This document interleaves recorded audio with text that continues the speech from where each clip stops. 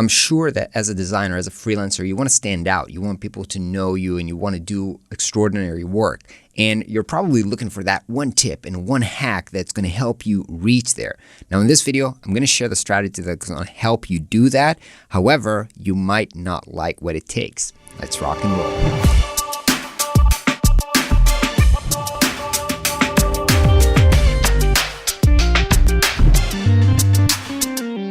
Hey everybody, what's up and welcome to another video. In this video, I want to talk about how to make sure that you stand out, that people know you and appreciate you, and that you can do amazing work.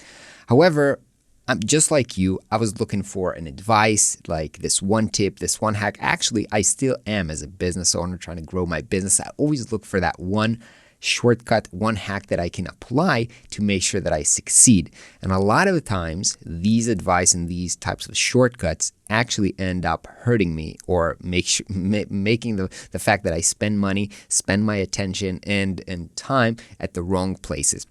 So I want to share with you kind of a strategy and how I look at things right now. And this is actually what helped me understand this frame of thought is actually a book that I read that's called The Road Less Stupid. And I got a lot of insights from it. I really recommend you read this book. It's basically about asking yourself tough questions. And what that book led me to realize is that we as humans, and I'm not free of this, we have some problematic behaviors. So let's go over this. Basically, what humans are and how they behave is, one, they're impatient. They want things fast. They want things now. And it's now that we live in this, Instagram, internet area where you get the likes immediately, you get the followers immediately, you want to see things happen fast. It makes us being impatient. And being impatient, a lot of times, again, causes you to do things or behave in ways that are not very productive. And we're also greedy. We always want to make more money. We want to get something for ourselves. We're mostly concerned about ourselves. And again, I'm not judging. I am this way as well. And this is something that is very human for our, that's how we evolved for our survival. Was we want to make sure that we are safe, that our family is safe. And that's how we operate in this mentality.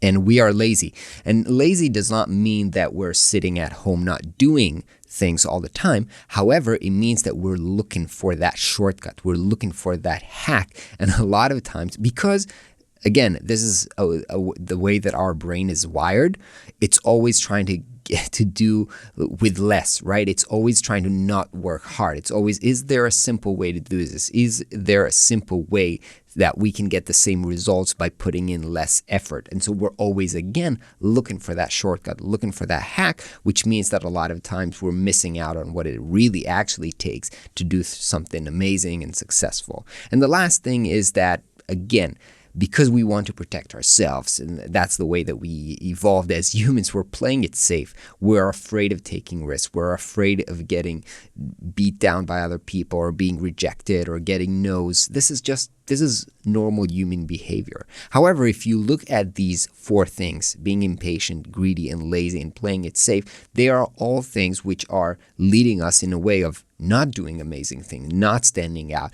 and being, doing the best that we can. And so here's my tip, and I'm going to go down each of them. But basically, the thing is this. If you take these core behaviors and you just simply do the opposite of them, that basically puts you on a path to doing everything that other people are not doing.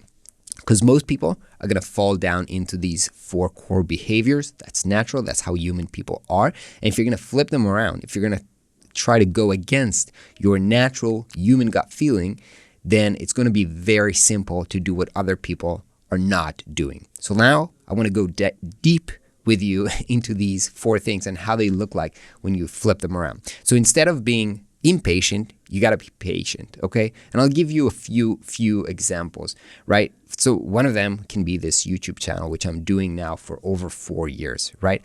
I started sharing information. I didn't get many views. I didn't get many subscribers, and I didn't get any immediate results. And honestly, I wasn't really good at doing this, to begin with. My English wasn't that good. I wasn't really good at talking to the camera, but if I would quit after maybe like 8 videos, and by the way, just to give you a reference, the average the average podcast has 8 episodes. And that's why, because people start podcasts, and I just know the stats for podcasts. I'm pretty sure it's very similar for YouTube channels, for example, or for any other initiatives. People start, they do it for 8 times, and then they're like, you know what, this is not growing fast enough. I'm not seeing the ROI, the return on investment. I don't find any clients. I'm not making money off this. I have other things to do. And so, you just give up after 8 tries. If I would stop this YouTube channel after 8 videos, and if you go to this YouTube channel and look at the first 8 videos, you're going to say to yourself, yeah, he might have thought about quitting, but I just persisted on. And after doing almost like 1,000, now there's the results compound over a lot of time. And this is true for any skill that you would acquire as a designer, right? If you're going to start off, you're trying to design a website. First website, probably going to suck. It's not going to have an amazing layout. It's not going to have amazing colors. It's not going to have, it's not going to be groundbreaking, amazing. It's not going to win awards probably. And that's okay. And the first time that you're doing a project with a client, you might not be able to, sell them on a $20,000 website. You might not be able to sell them even on a $10,000 website or even $1,000 website, right? You don't have the skills. You never practiced this conversation. You've never been in this situation before. But you need patience. You need to understand that this is not something that, if I can make $10,000 building websites tomorrow, next month, it's not worth my effort. Let me go and try something else. If you dig shallow holes and you give up after 1, 2, 3, 8 tries every time, and you move into the next thing and you're going to give up on, after the 8 every time, you're never going to drill down. And there's this image with, you can see somebody gives up just before they're hitting gold. There is this character which kind of conveys this message. You have to go deep on something, and that thing takes time. So be patient, understand, not from anything. For most things in life, you're not going to see fast return on your investment, but consider them investment that are long-term, and be patient and keep doing the work that it takes to build each one of your skills, whether they are design skills such as layout, typography, colors, image making, all those like technical more skills, and then also the business sides, the what's called soft skills, right? Negotiation, communication. Those are all things that are long-term investments. You need to put in the work on all of them, and it's going to take time. You might not see the results very quickly, but don't stop. Be patient. After you'll be patient for a few years, people are going to be amazing, and all of a sudden you're standing out, or you're so much better than everybody else because everybody quit before you. Okay, so that sounds very easy, but what you have to do is just not give up, not stop because you're impatient. Let's move to the second one. So instead of being greedy, you don't be greedy. And that's there's 2 ways to think about this, about greediness. So the first thing is like literally greediness as in you try to maximize every opportunity that you have, right? You try to take as the most that you can, okay? And that is like, I'm not going to do this if I'm not getting paid. I'm not going to do this because they're paying too little. I'm not going to help you if you're not going to help me. And this is a mentality that keeps you kind of stuck. But the other thing about greed is buying into all these kind of magic pills and shortcuts that are like, if you only do this, this is going to solve all your problems. Okay, if you buy this magic pill, this book, this course, this whatever, this is going to solve all your problems, and you'll never have a problem in your life. When I sell my courses, I try not to sell any of these dreams. There's no magic pills. I do not promise people like, look, this is going to solve your problems in a week. Most way of solving problems takes hard work consistently over time. You need to be patient. We talked about this the other way. There are no magic, shortcuts, okay? You can learn from other people and you can apply that, and you can, save time by learning and applying principles from people with more knowledge. That you can do and you should do. However, don't buy into things which are just, illusions. Your greed creates, an illusion for you that's something because you want it and you want it now and you want a lot of it. it kind of blinds you into, buying into things which will end up being a distraction for you. So that's the other part of greed. Don't let it blind you.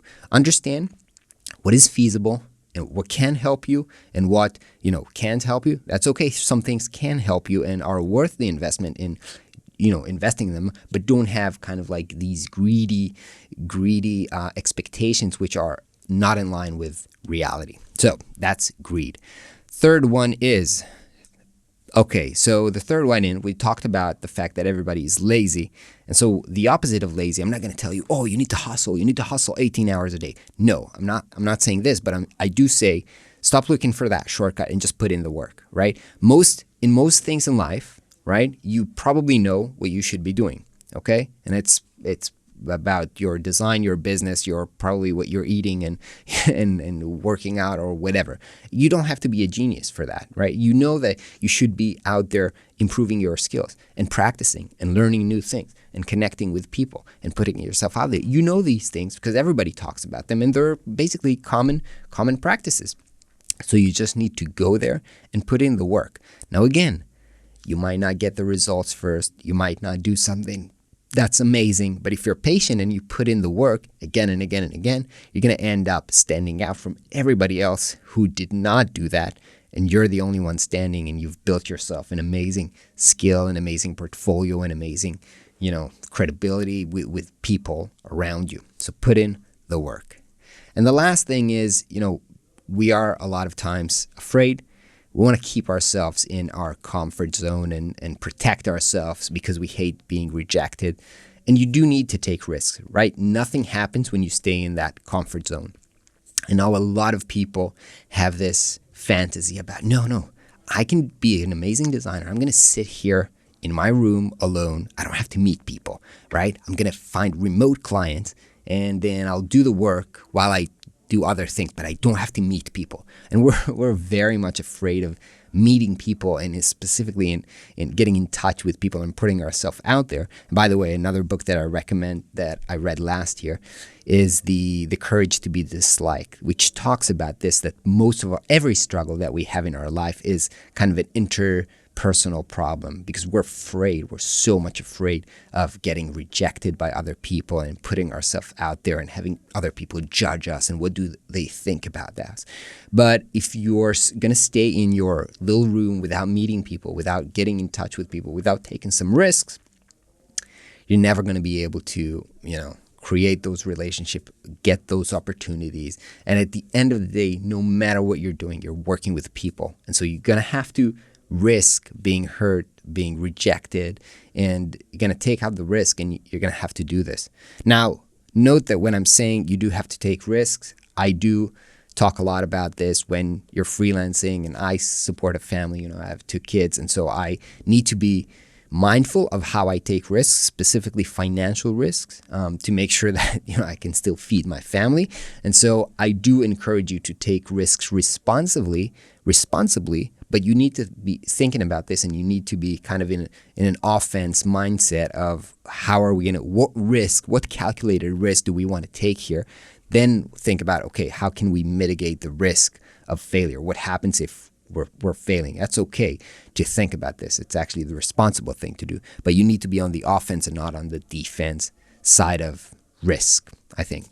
All right, to sum it all up, it's very, very simple to understand. You just need to move beyond your initial human normal reactions, put in the work and do that for a long time, and you'll be able to stand out and make it on your own. So it's very easy to understand. I think very hard to wake up every morning and push through all these natural feelings that we all have. Again, I'm not beyond this. I struggle with this every single day myself. But I do think that when you see it from this perspective and you understand, okay, I'm going to have to move beyond what everybody else is doing and flip the script around, it's going to be easier for you to stay in for the long term, stand out, and succeed. I'll catch you on the next video.